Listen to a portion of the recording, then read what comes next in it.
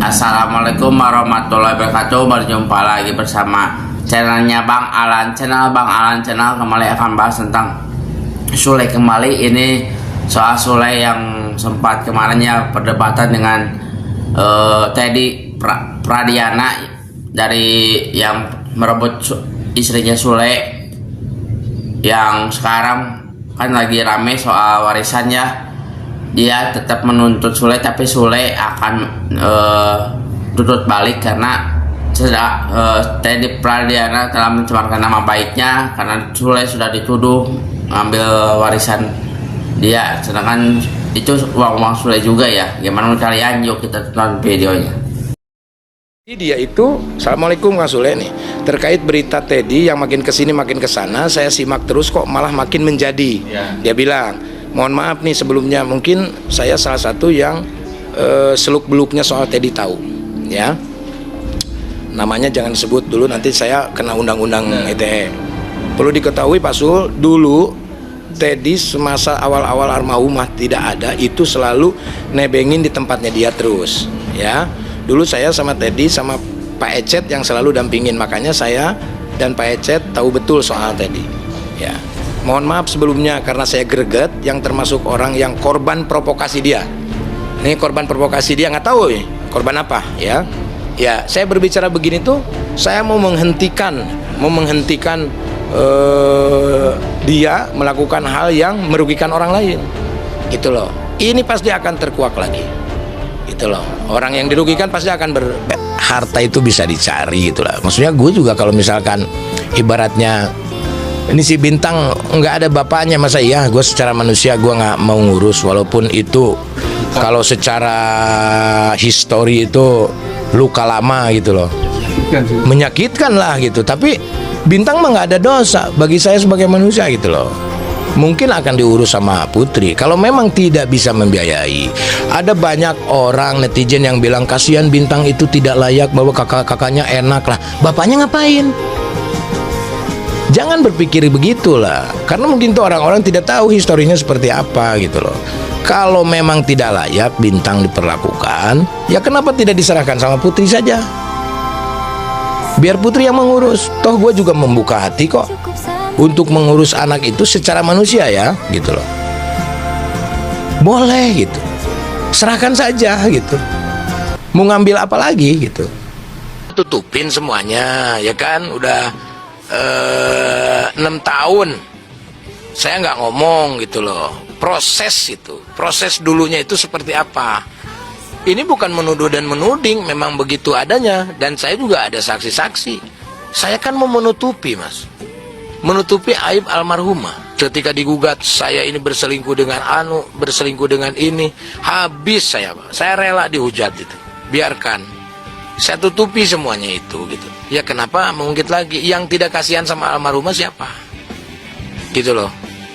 Jadi saya kasihan sama almarhumah. Beritanya kan begitu. Habis saya 1 tahun 2 tahun saya habis dihujat mas gitu. Karena tahu asal usul awal pertama gitu, Teddy sama almarhum.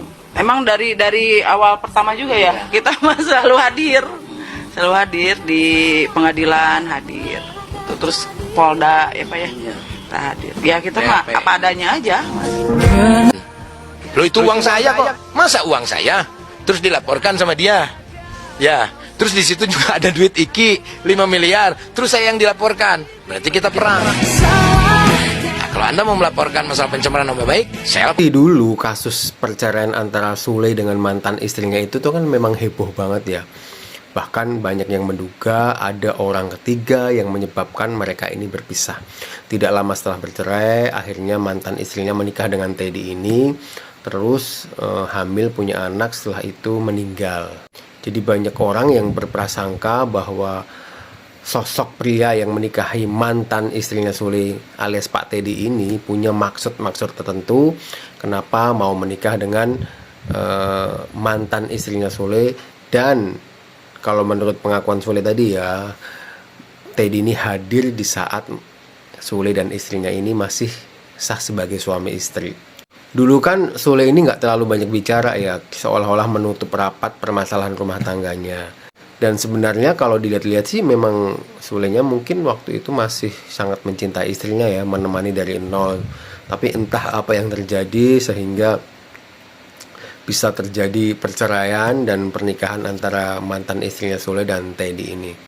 Mungkin setelah mantan istrinya Sule ini meninggal dan beliau ini kan mendapatkan banyak harta dari Kang Sule, mungkin Teddy berpikir bahwa harta-harta yang ditinggalkan ini ya bisa dinikmati lah, apalagi ada anak yang namanya Bintang gitu.